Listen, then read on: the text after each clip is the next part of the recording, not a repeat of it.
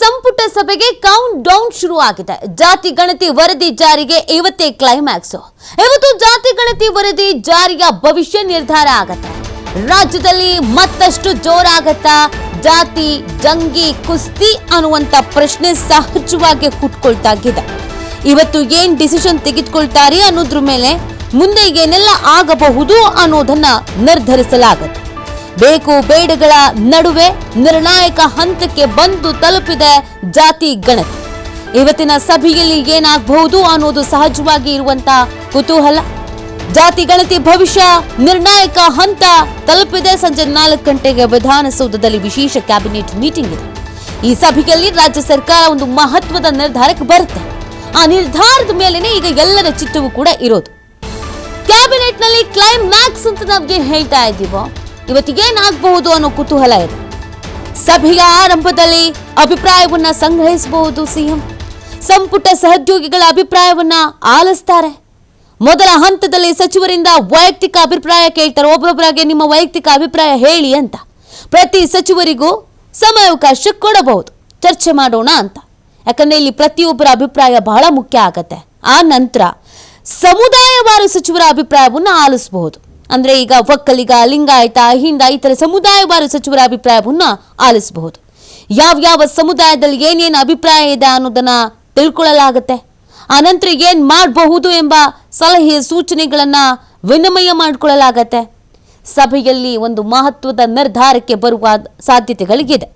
ನೋಡಿ, ಸಾಧ್ಯತೆಗಳಿಗೇನೇನು ಅನ್ನೋದನ್ನ ನಾವು ಗಮನಿಸೋದಾದ್ರೆ, ಅಂದ್ರೆ ಇವತ್ತು ಏನೇನು ಆಗಬಹುದು ಅಂತ ನೋಡೋದಾದ್ರೆ, ಸಂಪುಟ ಉಪಸಮಿತಿ ರಚನೆ ಬಗ್ಗೆ ಚಿಂತನೆ ಆಗಿದೆ ಅನ್ನೋದನ್ನು ಹೇಳಲಾಗ್ತಾ ಇದೆ.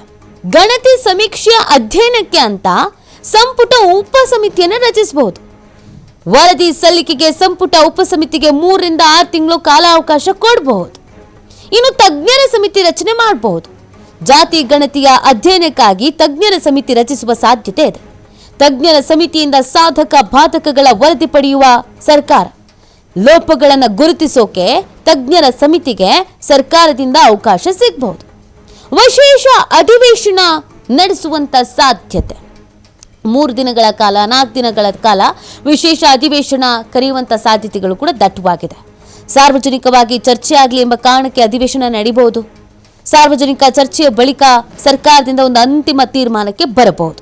ಇದು ಇವತ್ತಿನ ಸಭೆಯಲ್ಲಿ ಆಗಬಹುದಾದ ಸಾಧ್ಯಾನುಸಾಧ್ಯತೆಗಳ ಬಗ್ಗೆ ಚರ್ಚೆಯನ್ನ ಮಾಡಲಾಗ್ತಾಗಿದೆ. ಏನಾಗಬಹುದು, ಏನ್ ನಿರ್ಧಾರವನ್ನ ಕೈಗೊಳ್ಳಬಹುದು ಅಂತ. ಸಿದ್ದರಾಮಯ್ಯನವರ ಸರ್ಕಾರ ಎಚ್ಚರಿಕೆಯ ಹೆಜ್ಜೆಯನ್ನ ಇಡಲೇಬೇಕಾದಂತ ಅನಿವಾರ್ಯತೆಯಲ್ಲಿ ಸದ್ಯದ ಪರಿಸ್ಥಿತಿಯಲ್ಲಂತೂ ಇದೆ. ಕರ್ನಾಟಕ ಮಾತ್ರ ಅಲ್ಲ, ಇಡೀ ದೇಶದಲ್ಲೇ ಸದ್ದು ಮಾಡಲಿದೆ ಈ ಜಾತಿ ಗಣತಿ ವರದಿ. ಲಿಂಗಾಯತ ಒಕ್ಕಲಿಗರ ಪ್ರಬಲ ವಿರೋಧದ ನಡುವೆನೆ ಸಿದ್ದರಾಮಯ್ಯ ಸರ್ಕಾರ ಕೈಗೊಳ್ಳುವಂತ ನಿರ್ಧಾರದ ಮೇಲೆ ಎಲ್ಲರ ಕಣ್ಣುಗಿದೆ. ಸಚಿವರಲ್ಲಿ ಜಾತಿ ಜಟಾಪಟಿ ಕಿಡಿ ಹಾರಿದ್ರೆ ಸಾಕಷ್ಟು ಸಮಸ್ಯೆನ ಎದುರಿಸಬೇಕಾಗಿರೋದು ಕಾಂಗ್ರೆಸ್. ಹೀಗಾಗಿ ಜಾತಿ ಗಣತಿ ವಿಚಾರವಾಗಿ ಆತರದ ನಿರ್ಧಾರ ಮಾಡದೇನೆ ಸರ್ಕಾರ ಎಚ್ಚರಿಕೆ ಹೆಜ್ಜೆಯನ್ನ ಅನುಸರಿಸಬೇಕಾದಂತ ಅನಿವಾರ್ಯತೆ ಇದೆ. ವಿಶೇಷ ಸಂಪುಟ ಸಭೆಯಲ್ಲಿ ಇವತ್ತು ಚರ್ಚೆ ಆಗುವ ವಿಚಾರದಲ್ಲಿ ಏನ್ ಜಿಜ್ಞಾಸೆ ಬರುತ್ತೆ ಅನ್ನೋದು ಬಹಳ ಮುಖ್ಯ. ಕೊನೆಗೊಂದು ಒಮ್ಮತದ ನಿರ್ಧಾರಕ್ಕೆ ಬರಬೇಕಲ್ವಾ.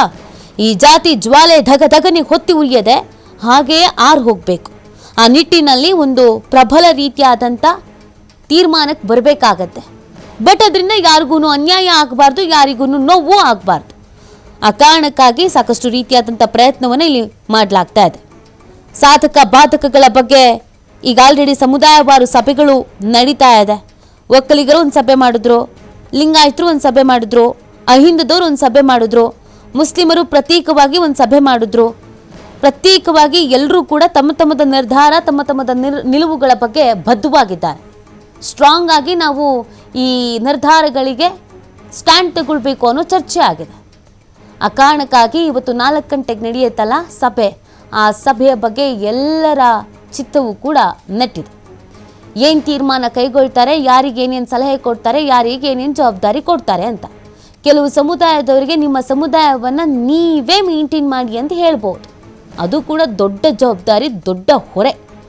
ಸಿದ್ದರಾಮಯ್ಯನವರ ತಲೆ ಮೇಲೆ ದೊಡ್ಡ ಭಾರ ಇದೆ. ಈಗ ಆ ಭಾರವನ್ನು ನಿಧಾನವಾಗಿ ಇಳಿಸಬೇಕು. ಸ್ವಲ್ಪ ಹೆಚ್ಚು ಕಮ್ಮಿ ಆದ್ರೂ ಸಮಸ್ಯೆಗಳಾಗ್ಬಿಡತ್ತೆ.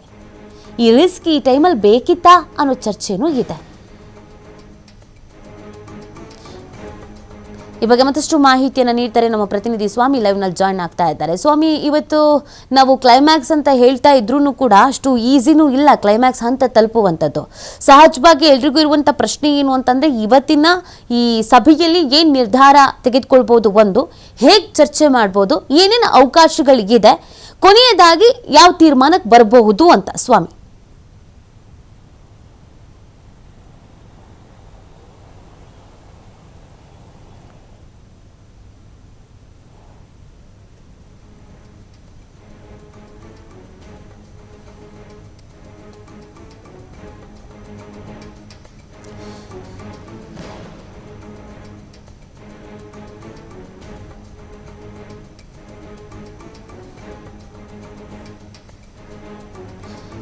ಸ್ವಾಮಿ, ನನ್ನ ಧ್ವನಿ ಕೇಳಿಸ್ತಾ ಇದ್ರೆ ಇವತ್ತು ಜಾತಿ ಜಂಗಿ ಕುಸ್ತಿ ವಿಚಾರಕ್ಕೆ ಸಂಬಂಧಪಟ್ಟಂತೆ ಕ್ಲೈಮ್ಯಾಕ್ಸ್ ಅಂತ ಹೇಳ್ತಾ ಇದ್ದೀವಿ. ಒಂದು ಸಭೆ ಇದೆ, ಈ ಸಭೆ ಸಾಕಷ್ಟು ಮಹತ್ವವನ್ನ ಪಡ್ಕೊಳ್ತಾ ಇದೆ.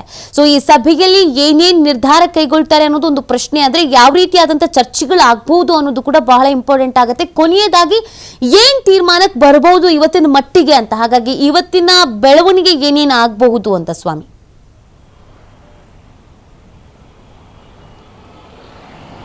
ಮಿತಿ ಜಾತಿ ಜನಗಣತಿ ವರದಿ ಜಾರಿಗೆ ಸಂಬಂಧಪಟ್ಟಂತೆ ರಾಜ್ಯ ಸರ್ಕಾರ ಜಾರಿ ಮಾಡ್ತೀವಿ ಅನ್ನೋದು ಮುಂದಾಗಿರುವಂಥದ್ದು. ಅದರಲ್ಲಿ CM ಸಿದ್ದರಾಮಯ್ಯನವರು ಈಗಾಗಲೇ ನಾನು ಜಾತಿ ಜನಗಣತಿ ಜಾರಿಗೆ ಮಾಡಲು ಸಿದ್ಧ ಎಂಬ ಘೋಷಣೆಯನ್ನು ಮಾಡಿರುವಂಥದ್ದು.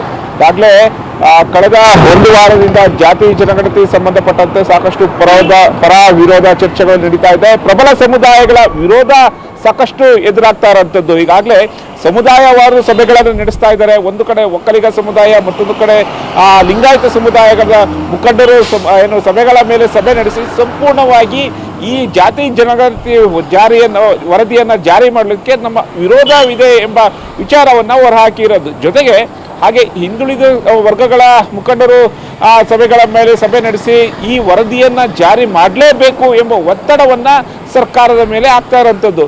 ಈಗ ಜಾತಿ ಜನಗಣತಿ ವರದಿಗೆ ಸಂಬಂಧಪಟ್ಟಂತೆ ಪರ ವಿರೋಧ ಚರ್ಚೆಗಳು ಶುರುವಾಗಿದೆ. ಹಾಗಾಗಿ ಮುಂದೆ ಏನು ಮಾಡಬೇಕು ಎಂಬ ವಿಚಾರಕ್ಕೆ ಸಂಬಂಧಪಟ್ಟಂತೆ CM ಸಿದ್ದರಾಮಯ್ಯನವರು ಇವತ್ತು ವಿಶೇಷ ಕ್ಯಾಬಿನೆಟ್ ಅನ್ನು ಕರೆದಿರುವಂಥದ್ದು. ಅಂದರೆ ಜಾತಿ ಜನಗಣತಿ ವರದಿಗೆ ಸಂಬಂಧಪಟ್ಟಂತೆ ಏನು ಜಟಾಪಟಿ ಶುರುವಾಗಿದೆ, ಆ ಜಟಾಪಟಿಗೆ ಸಂಬಂಧಪಟ್ಟಂತೆ ಜಾತಿ ಜನಗಣತಿ ವರದಿಯ ಮೇಲೆ ಸಂಪೂರ್ಣವಾಗಿ ಕೇಂದ್ರೀಕರಿಸಿ ಇವತ್ತು ಕ್ಯಾಬಿನೆಟ್ ಕರೆದಿರುವಂಥದ್ದು. ಇವತ್ತಿನ ವಿಶೇಷ ಕ್ಯಾಬಿನೆಟ್ನಲ್ಲಿ ಜಾತಿ ಜನಗಣತಿ ವರದಿಯ ಬಗ್ಗೆ ಮಾತ್ರ ಚರ್ಚೆ ಆಗ್ತಾ ಇದೆ. ಈಗಾಗಲೇ ಸ್ವಪಕ್ಷದ ನಾಯಕರು ಒಂದು ಕಡೆ ವಿರೋಧ ವ್ಯಕ್ತಪಡಿಸ್ತಾ ಇದ್ದಾರೆ. ಜೊತೆಗೆ ಪ್ರಬಲ ಸಮುದಾಯದ ನಾಯಕರು, ಶಾಸಕರು ಸೇರಿದಂತೆ ಸಚಿವರು ಕೂಡ ಆಕ್ಷೇಪ ಎತ್ತಿದ್ದಾರೆ. ಹಾಗೆ BJP ಸೇರಿದಂತೆ JDS ಪಕ್ಷದಿಂದಲೂ ಸಾಕಷ್ಟು ವಿರೋಧ ಆಗ್ತಾ ಇದೆ. ಇದು ಅವೈಜ್ಞಾನಿಕವಾದಂಥ ಒಂದು ವರದಿ, ಇದನ್ನು ಜಾರಿ ಮಾಡಬಾರ್ದು. 10 ವರ್ಷಗಳ ಹಿಂದೆ ಕಾಂತರಾಜು ಅವರು ವರದಿಯನ್ನು ಸಿದ್ಧಪಡಿಸಿದ್ದು, ಈಗ ಜಯಪ್ರಕಾಶ್ ಹೆಗಡೆ ಅವರು ಆ ವರದಿಯನ್ನು ಸಂಪೂರ್ಣಗೊಳಿಸಿ ಸರ್ಕಾರಕ್ಕೆ ಕೊಡಿಸಿದ್ದಾರೆ. ಆಗ ಇರುವಂತಹ ಒಂದು ಜನಸಂಖ್ಯೆ ಮತ್ತು ಈಗಿರುವಂತಹ ಒಂದು ಸಮುದಾಯಗಳ ಜನಸಂಖ್ಯೆ ಏರುಪೇರಾಗಿರುತ್ತೆ.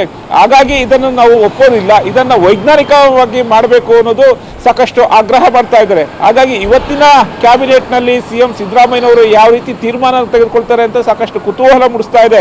ಈಗಾಗಲೇ ಸಚಿವರ ಅಭಿಪ್ರಾಯ ಹಾಗೂ ಸಂಬಂಧಪಟ್ಟಂತಹ ಮುಖಂಡರ ಅಭಿಪ್ರಾಯನ CM ಆಪ್ತ ವಲಯದಿಂದ ಪಡಿತಾ ಇರುವಂಥದ್ದು.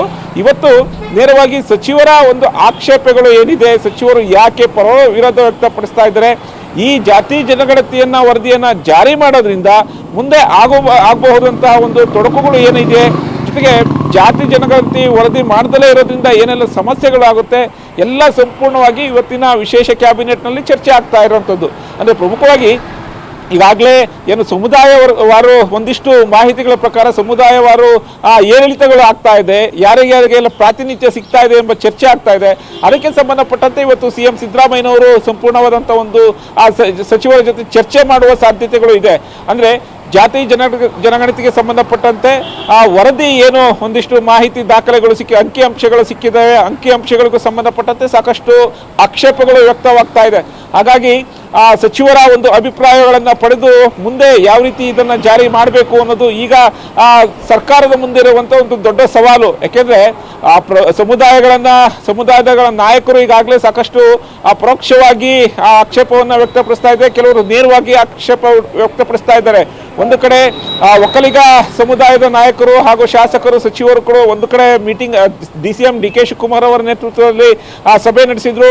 ಮತ್ತೊಂದು ಕಡೆ ಸಮುದಾಯದ ಪರ ನಿಂತಿರುವಂತಹ ಸಚಿವರು ಶಾಸಕರುಗಳು, ಹಾಗಾಗಿ ಎಲ್ಲರನ್ನ ವಿಶ್ವಾಸಕ್ಕೆ ತೆಗೆದುಕೊಂಡು ಮುಂದೆ ಈ ವರದಿಯನ್ನ ಜಾರಿ ಮಾಡುವಂತಹ ಒಂದು ಪರಿಸ್ಥಿತಿ ಹಾಗೂ ಸವಾಲು CM ಸಿದ್ದರಾಮಯ್ಯನವರ ಮುಂದೆ ಇರುವಂತದ್ದು. ಈಗಾಗಲೇ ಹೈಕಮಾಂಡ್ ನಾಯಕರು ಒಂದು ಸೂಚನೆ ಕೊಟ್ಟಿದ್ದಾರೆ. ಪರ ವಿರೋಧ ಚರ್ಚಿಸಿ ಹಾಗೂ ಇದನ್ನು ಜಾರಿಗೆ ತರಬೇಕಾದ್ರೆ ಯಾವ ರೀತಿ ಜಾರಿಗೆ ತರಬೇಕು, ಎಲ್ಲ ಸಮುದಾಯಗಳನ್ನು ಸಂಪೂರ್ಣವಾಗಿ ವಿಶ್ವಾಸಕ್ಕೆ ತೆಗೆದುಕೊಂಡು ಆ ನಂತರ ಈ ವರದಿಯನ್ನು ಜಾರಿಗೆ ತನ್ನಿ ಅನ್ನೋದು ಈಗಾಗಲೇ ಕಾಂಗ್ರೆಸ್ ಹೈಕಮಾಂಡ್ ನಾಯಕರು ರಾಜ್ಯ ನಾಯಕರಿಗೆ ಸೂಚನೆ ಕೊಟ್ಟಿರುವಂಥದ್ದು. ಹಾಗಾಗಿ ಇವತ್ತಿನ ಕ್ಯಾಬಿನೆಟ್ನಲ್ಲಿ CM ಸಿದ್ದರಾಮಯ್ಯನವರ ಮುಂದೆ ಸಾಕಷ್ಟು ಸವಾಲುಗಳು ಹಾಗೂ ಎಲ್ಲರನ್ನ ವಿಶ್ವಾಸಕ್ಕೆ ತೆಗೆದುಕೊಳ್ಳುವಂಥ ಒಂದು ವೇದಿಕೆ ಸೃಷ್ಟಿಯಾಗುತ್ತೆ ಅನ್ನೋದು ಈಗ ಸ್ಪಷ್ಟವಾಗಿರುವಂಥದ್ದು. ಜೊತೆಗೆ ಯಾವ ಒಂದು ನಿರ್ಧಾರವನ್ನು CM ಕೈಗೊಳ್ತಾರೆ ಅನ್ನೋದು ಕೂಡ ಸಾಕಷ್ಟು ಆಯ್ಕೆಗಳು ಇದೆ. ಯಾಕೆಂದರೆ ಅಂದರೆ ಒಂದು ಸಚಿವರ ಅಭಿಪ್ರಾಯಗಳನ್ನು ಪಡೆಯೋದು, ಯಾಕೆ ಪರ ವಿರೋಧ ಹೆಚ್ಚಾಗ್ತಾ ಇದೆ, ಜೊತೆಗೆ ಅವೈಜ್ಞಾನಿಕ ವರದಿ ಎಂಬ ಆಕ್ಷೇಪಗಳು ಆರೋಪಗಳು ಏನು ಬರ್ತಾ ಇದೆ, ಯಾವ ರೀತಿ ಅವೈಜ್ಞಾನಿಕವಾಗ್ತಾ ಇದೆ, ಇದನ್ನು ಜನರಿಗೆ ನಾವು ಯಾವ ರೀತಿ ತಲುಪಿಸ್ಬೇಕು, ಯಾವ ರೀತಿ ಅರ್ಥೈಸಬೇಕು, ಜೊತೆಗೆ ಹಾಗೆ ಪ್ರಬಲ ಸಮುದಾಯಗಳ ವಿರೋಧಕ್ಕೆ ಕಾರಣ ಏನು ಎಂಬ ಸಂಪೂರ್ಣವಾದಂಥ ವಿವರಗಳನ್ನು ಇವತ್ತು ಸಚಿವರುಗಳಿಂದ ಪಡೆದು ಆ ಆಕ್ಷೇಪಕ್ಕೆ ಸಂಬಂಧಪಟ್ಟಂತೆ ಯಾವ ರೀತಿ ಸಮಜಾಯಿಷಿ ಕೊಡ್ತಾರೆ, ಈ ವರದಿಯನ್ನ ಯಾವ ರೀತಿ ಜಾರಿಗೆ ಮಾಡ್ತಾರೆ, ಜೊತೆಗೆ ಇವತ್ತೇನಾದರೂ ಆ ನಿರ್ಧಾರ ಅಂದರೆ ವರದಿಗೆ ಸಂಬಂಧಪಟ್ಟಂತೆ ಜಾತಿ ಜನಗಣತಿ ವರದಿ ಜಾರಿಗೆ ತರಬೇಕು ಅಂತ ನಿರ್ಧಾರವಂತ ಸಂದರ್ಭದಲ್ಲಿ ಮುಂದೆ ಕೇಂದ್ರ ಸರ್ಕಾರಕ್ಕೆ ಕಳಿಸುವಂಥ ಸಂದರ್ಭದಲ್ಲಿ ಯಾವೆಲ್ಲ ಮಾನದಂಡಗಳನ್ನು ಅನುಸರಿಸಬೇಕು ಅನ್ನೋದು ಒಂದು, ಜೊತೆಗೆ ಆಕ್ಷೇಪಗಳು ಪರ ವಿರೋಧಗಳು ಏನು ಹೆಚ್ಚಾದಂಥ ಸಂದರ್ಭದಲ್ಲಿ ಮತ್ತೆ ಏನಾದರೂ ಮರುಸರ್ವೆ ಆಗುತ್ತಾ, ಮತ್ತೆ ಜಾತಿ ಜನಗಣತಿ ಮಾಡಿಸೋದಕ್ಕೆ ವೈಜ್ಞಾನಿಕ ಮಾಡಿಸೋದಕ್ಕೆ CM ಸಿದ್ದರಾಮಯ್ಯನವರು ಮುಂದಾಗ್ತಾರೆ ಅನ್ನೋದು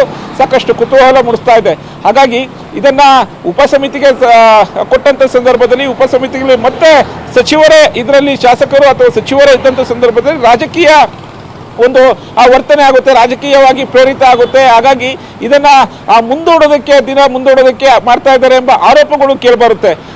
ಇವೆಲ್ಲವನ್ನ ಬದಿಗಿಟ್ಟು ಅಧಿಕಾರಿಗಳಿಗೆ ಈ ಒಂದು ಮೇಲ್ವಿಚಾರಣೆ ಅಂದ್ರೆ ಈ ಸಂಬಂಧಪಟ್ಟಂತೆ ವರದಿಗೆ ಸಂಬಂಧಪಟ್ಟಂತೆ ಎಲ್ಲವ ಒಂದು ಉಪಸಮಿತಿಯನ್ನು ರಚಿಸಿ ಸಂಪೂರ್ಣವಾದಂತ ಆಕ್ಷೇಪಗಳಿಗೆ ಬಗ್ಗೆ ಹಾಗೂ ಜಾತಿ ಜನಗಣತಿ ವರದಿಯ ಜಾರಿಗೆ ಬಗ್ಗೆ ಒಂದು ವರದಿಯನ್ನ ತರಿಸ್ಕೊಳ್ತಾರೆ ಅನ್ನೋದು ಸಾಕಷ್ಟು ಕುತೂಹಲ ಮೂಡಿಸ್ತಾ ಇರುವಂತದ್ದು. ನೀತಿ. ಫೈನ್, ಥ್ಯಾಂಕ್ ಯು ಸ್ವಾಮಿ ತಮ್ಮೆಲ್ಲ ಡೀಟೇಲ್ಸ್ಗಾಗಿ.